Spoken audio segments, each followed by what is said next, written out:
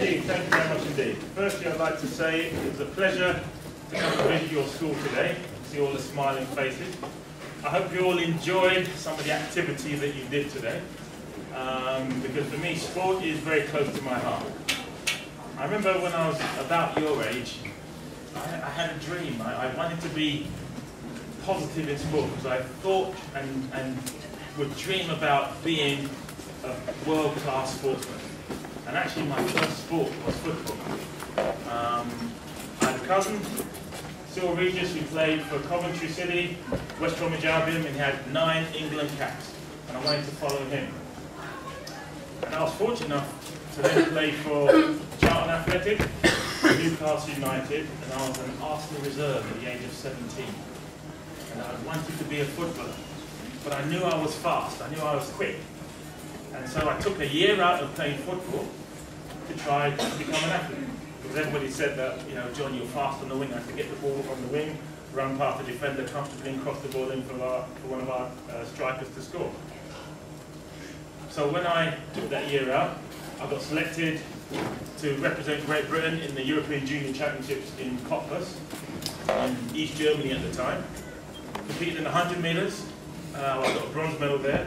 Competed in the 4x100 metres, and I ended up winning the gold medal. And that was an amazing feeling because up until then, even playing for Arsenal, we played in stadiums that could hold 40,000 people, but at the time, because we're only youngsters, there's only 400 or 500 maximum turned up. But in athletics, at the European Junior Championships, it was a 35,000 seater stadium, and every seat was full. And to cross the line, I anchored the 4x1 team, threw my arm up in the air, and the crowd to scream and shout, and I thought, yeah, for me it's athletics. Do you have the ability? Are you afraid? Do you feel positive? And that's what you've got to do in our sport. You've got to put your mind in gear to become successful. Now, the 4x4 World Championships performance. Myself, Chris Akabusi, Roger Black, David Redmond.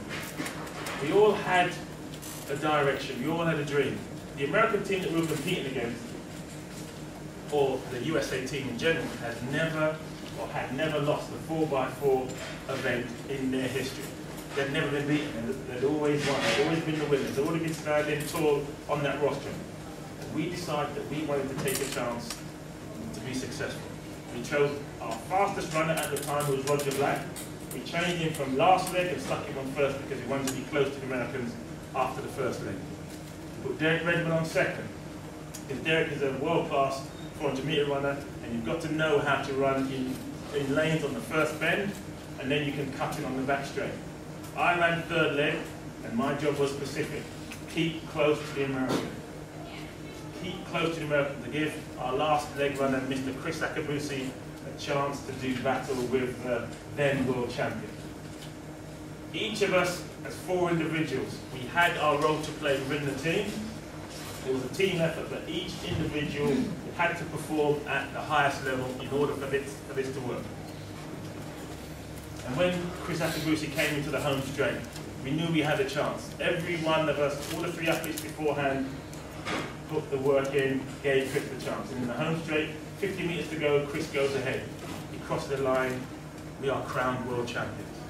It's one of the best feelings in sport that I've ever had. Because 4 individuals come together as a team, performing at the highest level, and we're standing tall. We are the best team in the world. We've beaten the Americans, the strongest nation in 400-metre relay history. And standing on that rostrum to hear the national anthem, one of the, if not the greatest feeling of my career, but better than that, better than standing on the rostrum, better than hearing the national anthem, is receiving the gold medal.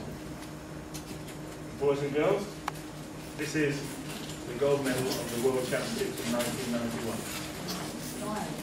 It is the best, it is the best performance of my career, because at the time, I'm a 200-metre runner at Olympic Games. Enjoy it because it is the best sporting event on the planet, without a shadow of a doubt.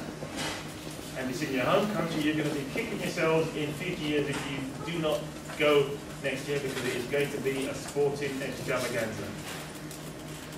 It's been a pleasure being here, visiting your lovely school. I wish everybody success in their futures, and thank you very much indeed. Thank you.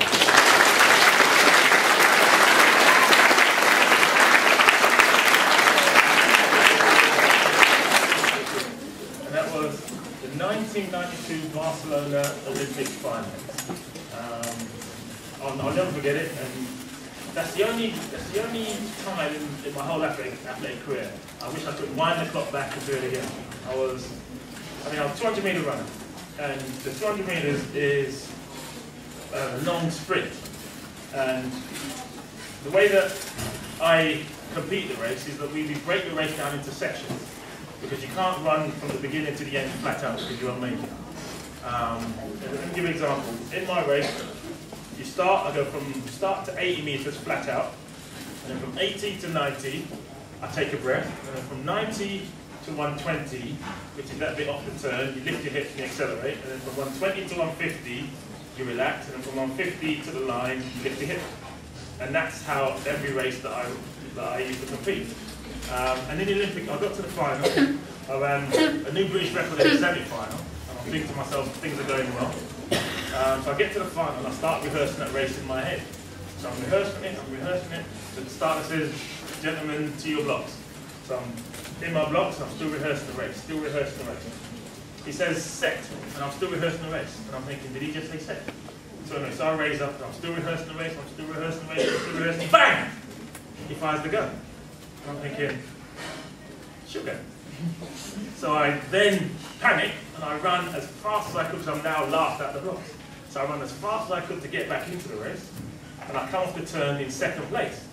But I didn't think to get to 80 meters. I run past 80 meters, still flat out, got to 90, still flat out, got to 120 meters, I'm still flat out. But I get to 150 and I realise my legs are tired, and I've still got 50 meters to go, and I can't then change the race plan because I don't know where I am. And I crossed the line in 6th place. And I've never been so gutted in my entire life.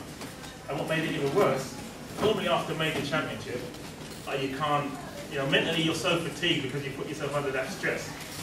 I can't compete for a week. But I go to a meet 3 days after, and I'm racing the same guys. What they did, they put the same field in the final in this particular race. And the man fires the gun, and I run my normal race, and I win. And that just goes to show, if I'd have run my normal race, I would have been Olympic champion. But because I panicked, it didn't happen, and that's how finite our sport is. Just got time for one more, I think.